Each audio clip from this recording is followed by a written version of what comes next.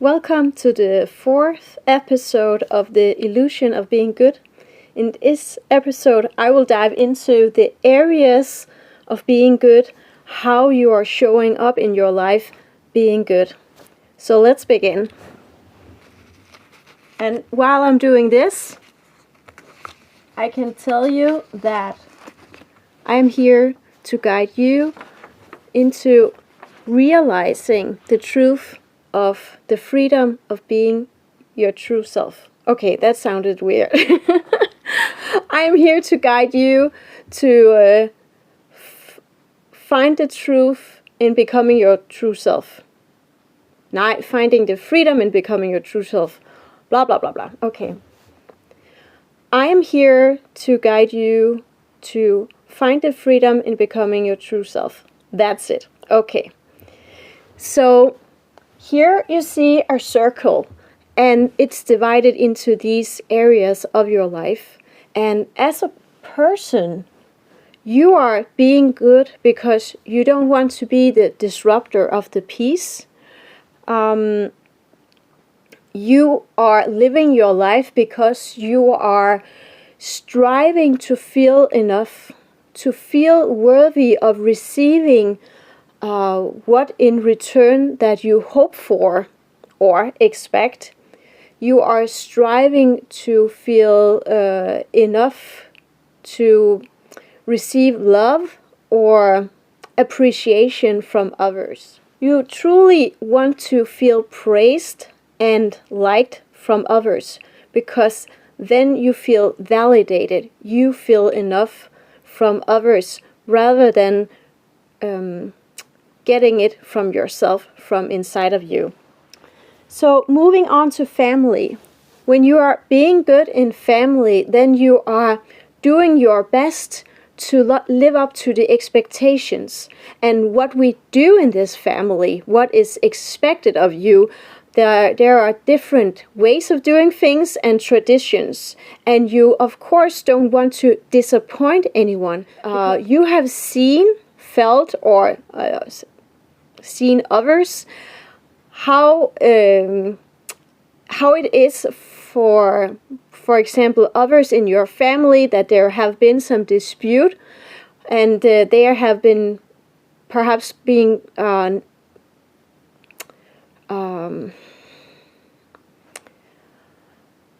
pushed outside of the group, so they are like seen as the black sheep of the family, but perhaps they truly just made a choice that was beneficial for themselves and not the group. So therefore, you have this image of and sense of what it must be to be pushed out of this group, and you don't want that, of course. And therefore, you stay true and loyal to the family of, and then being good. You are also being good because you don't want to be the disruptor of the peace. You don't want to be the cause of anyone's upset. This is really the core of it, especially for children. A lot of children, they see and hear everything, and many people or adults, they don't recognize that the children are aware of what's going on, and then the children will do anything to stabilize and get back to harmony, and then they're developing this new way of being. It's like a coping mechanism. So to be in this family and feel safe, they have to please, they have to be good all the time, so that their mom and dad can be good friends again, or just one of the parents that are acting out. Moving on to friend. So when you are being a good friend, you are always available. You are super flexible. You are not disagreeing with the group because you don't want to disrupt the group dynamic, because you don't want to be the disruptor of the peace in the group, so you are not voicing your needs. Perhaps you have been or still are the quiet one that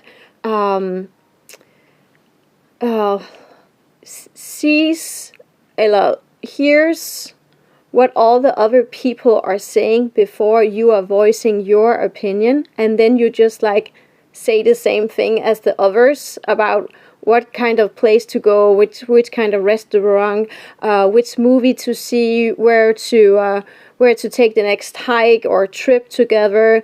So you are just like being one of the crowd, blending in instead of standing out. So at work, when you are being good, being a good worker and colleague and employee, you are really extending yourself. You are doing actually much more than you have capacity for. And that is the root of burnout if you don't learn to voice your own needs and set boundaries, because you have fear of being let go, or your colleagues, they don't think that you are loyal to them, and perhaps you are saying no to take an extra shift up towards Christmas or so.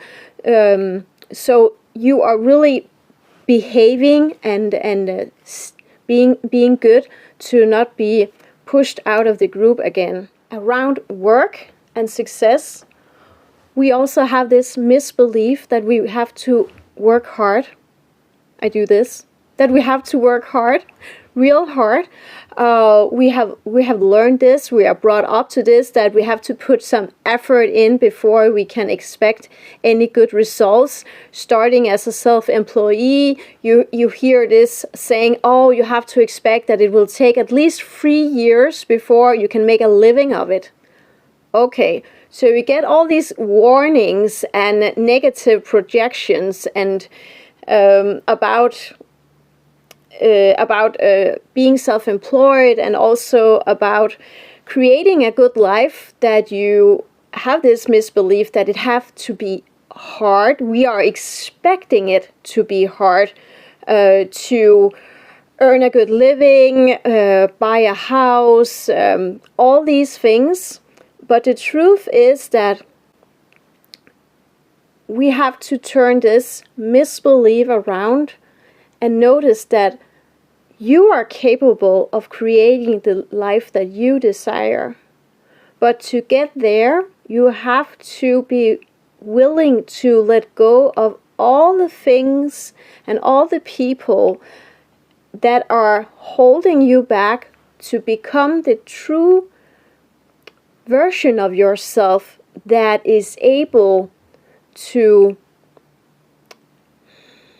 receive and be the person that actually is having this life. You have to let go of everything, because the people and the situations are holding you in a certain energy, which means that that version of yourself is not the version that is living your dream life. That's an upgraded version. That is where you have really released everything and leveled up, not out of fear, but out of your own truth. You are capable of living the life you dream of, and the vision you have to unfold that.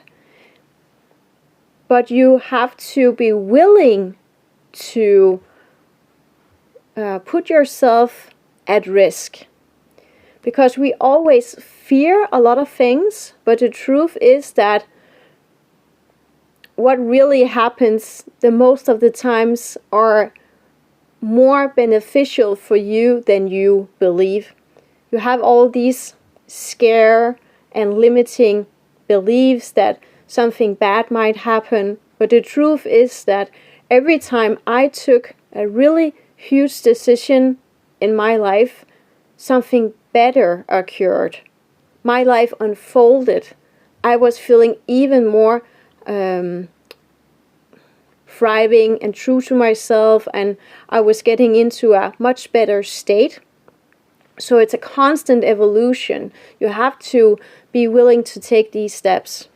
So moving on to the next one, success.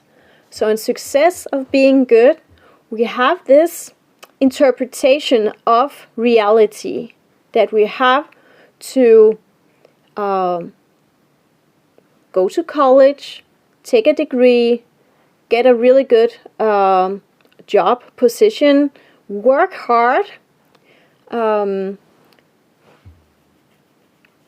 strive to get a promotion, get a raise, you get a beautiful wife, you buy this beautiful house, you have the kids and the car and the dog and all this. So we have this perception of what is the good life. And also we have this like, oh yeah, he just got this new car. But then another person is saying, yeah, but he worked really hard for it.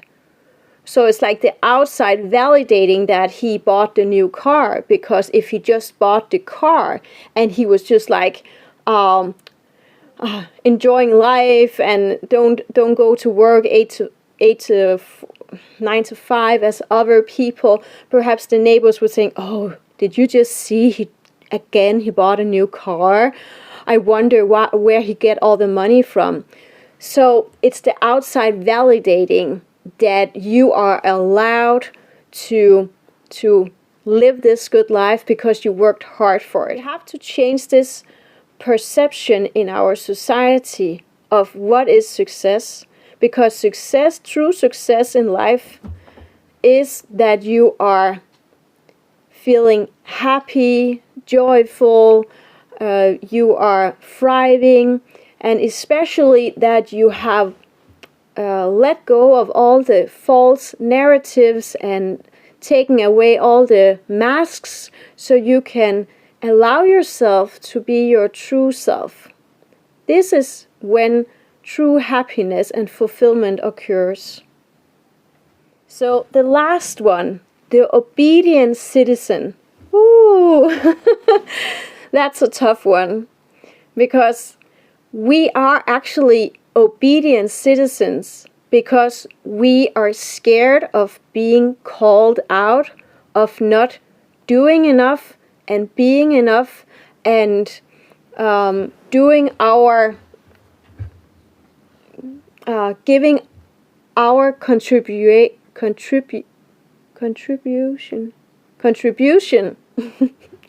to society and community. So we don't want to be named out and say, okay, he's just living on welfare, he's not paying tax, he's not contributing to our welfare state.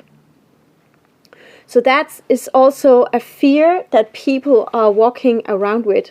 The system, it actually, you can say, takes advantage of this, because when people are not awakened, when they are not aware, they are living in this paradigm of being obedient. You have to follow what is laid in front of you. So you have to go to school for all these years, then you have to take an extra long education afterwards, going to college, study all these years to get a good job and then to pay taxes. Then you are an obedient citizen. And the system don't like that you have too many years after college, that you're like fumbling around and you are not focused, and you're just like not having studied so much and getting like a good job. But what is truly a good job? Because as I told in the previous video, we also need the garbage man. We also need the cleaners. We also especially need all these incredible people working at the nursery home and the nurses on the hospitals. So every person and job is important for society.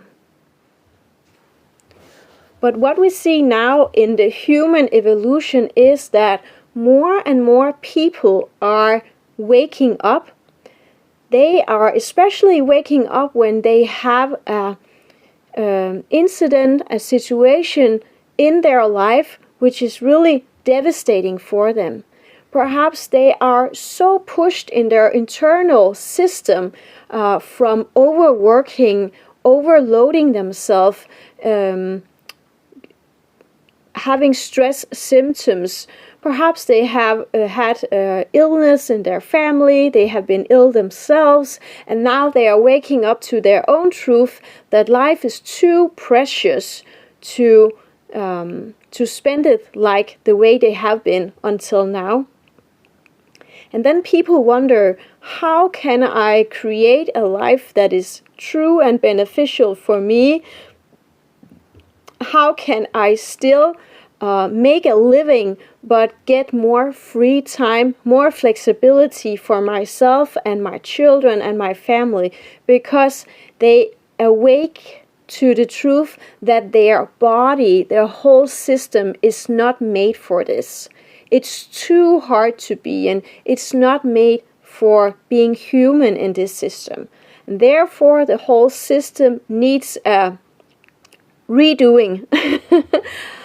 We simply need to recreate our system so that it matches human needs instead of humans' needs to match the system. That is why humans are surviving and not thriving. So thank you very much for tuning in with me in this episode. And remember to subscribe to the channel, share this video with someone who would benefit from this content. I'll see you in the next video. Bye!